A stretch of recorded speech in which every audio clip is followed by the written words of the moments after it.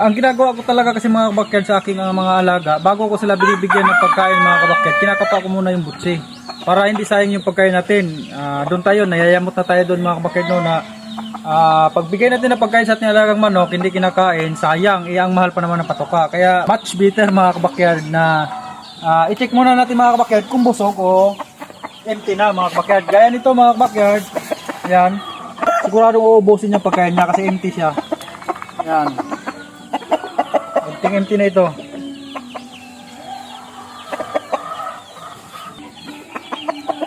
So yan mga kabakyard, subukan natin bigyan ng pagkain. Oh.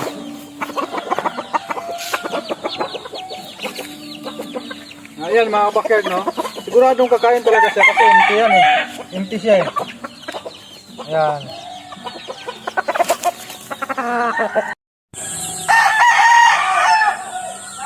So, ito mga kabakyard no. Yung aking stag, hindi siya natunawan mga kabakyard. So kahapon pa to. Hindi ko na nga ito binigyan ng pagkain kahapon kasi hindi siya natunawan. Ngayon, meron pa siyang tira na konti mga kabakyard, mga ganito pa kalaki. So, hindi ko pa rin bibigyan ito ng pagkain ngayon mga kabakyard ngayong umaga na to. Tubig lang bibigay ko sa kanya mga kabakyard. Maghapon. Tapos, pag mamayang hapon mga kabakyard at empty na ito, so pwede ko na siyang bigyan. Pero konti lang mga kabakyard bibigay ko. Yan po yung technique ko mga kabakyard para maibalik ko po yung sigla nila sa pagkain mga kabakyard no. So ito mga kabakyard, nakaranas siguro to ng stress kasi nga sobrang init pa yung panahon. Kaya siguro nagkaroon siya ng stress at hindi siya nagtunaw ng maganda mga kabakyard. Ayan, may tira. So hindi na muna natin bibigyan ko ngayon ng pagkain.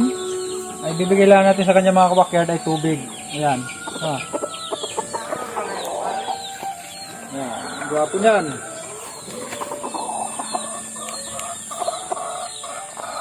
Ayan, gwapo niyan.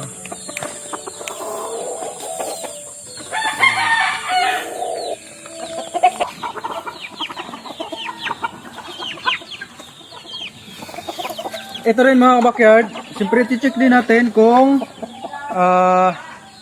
empty rin. So ito mga kabakyard, empty. Maganda ang panunaw nito mga kabakyard at empty. Yan. So tumubo na mga kabakyard yung kanyang buntot. Sana maganda ang tubo nan. Yan. Sana maganda ang tubo.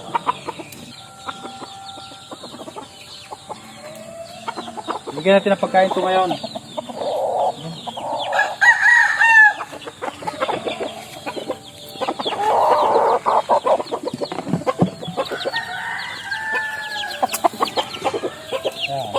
Asmain yan. Ito yan.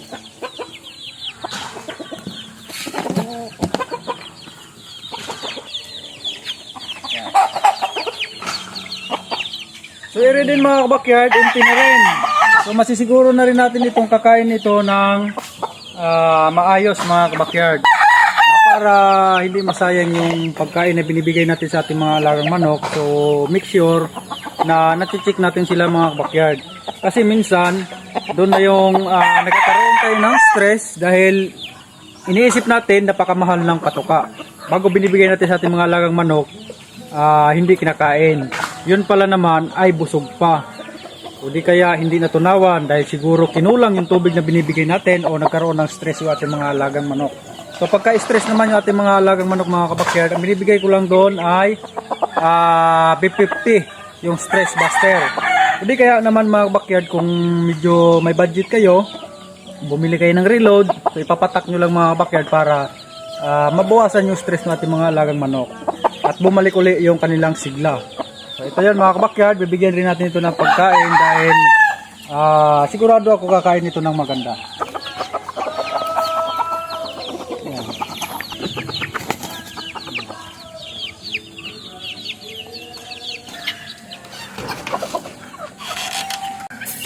So ere pala mga kabakyard yung aking breeding. Ayan, back to father din yan, gold over broodcock natin. So hinahagis ko lang yung pagkain ko mga kabakyard para yung inahin masanay na magkagkag. Ayan. Ayan mga kabakyard, hinahagis ko lang yung pagkain doon at saka dito para masanay sila. Ayan, sana maganda resulta natin dyan. Bago yung high action mga kabakyard, ayan, nagalimlim na yung ating high action. Malapit na rin yan magsisiw. Ayan siya. Sana maganda ang labas niyan yung high action natin.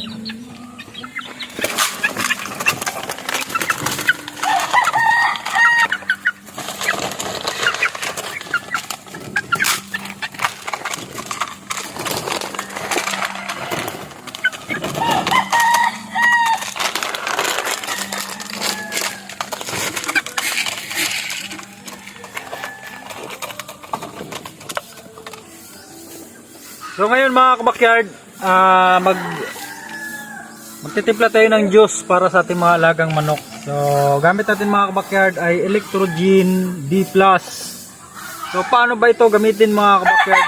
Ihalo mo lang to sa isang galong tubig. Ayan, 20 grams po ito mga kabakyard, nakalagay. Ayan. Tapos brooding and ranging, an excellent source of electrolytes, vitamins, and energy during brooding, vaccination, wing banding, and extreme weather condition. So, tama-tama to ngayon mga kabakyard, no? Extreme weather condition, sobrang init ang panahon mga kabakyard. So, electrolytes, an excellent source of electrolytes. So, ito mga kabakyard, kailangan natin mga alagang manok para hindi sila ma-dehydrate mga kabakyard sa sobrang init. Mga kabakyard, kaya bibigyan natin sila ngayon nito mga kabakyard. So 3 araw po yung pagbibigay natin ito mga kabakyard, mula ngayon hanggang sunod na araw. Ito pa rin yung pinapainom natin sa kanila mga kabakyard. So sa sobrang init na panahon mga kabakyard, nagkakaroon ng stress yung ating mga alagang manok. Yan na yung kanina pinapakita ko sa inyo na kahit malalaki na, nagkaka-stress, hindi siya nagtunaw na maganda sa kanyang kinain dahil stress yon mga kabakyard pagka ganon. Dahil sa sobrang init ng panahon, hindi mapakali yung ating mga alagang manok. Alugin na natin ito mga backyard. Dagdagan pa natin ito. Kasi maliit yung galon na gamit natin. Busi daw. Para malinis. Kaya kita nyo mga backyard, 20 grams kasi yon. Kaya dilaw pa rin masyado pa rin madilaw mga backyard. Na ibig sabihin, masyado pang puro. Dagdagan natin ito. Yan. Isa pa.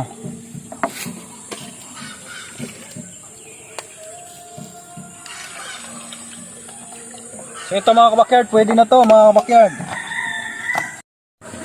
So ito ngayon mga kabakyard, isasalin lang natin mga kabakyard sa mga malinis na lalagyan.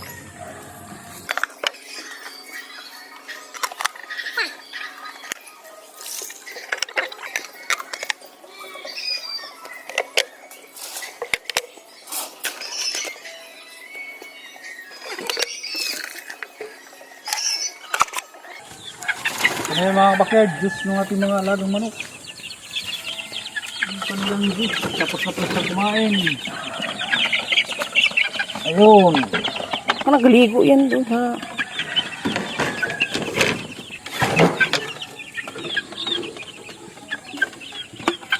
Ang laki nito.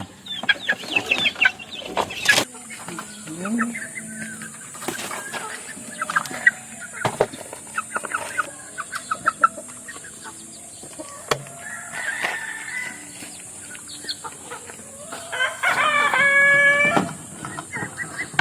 So yan lang mga kabakyard, maraming salamat po muli sa suporta niyo sa ating channel at God bless po sa ating lahat.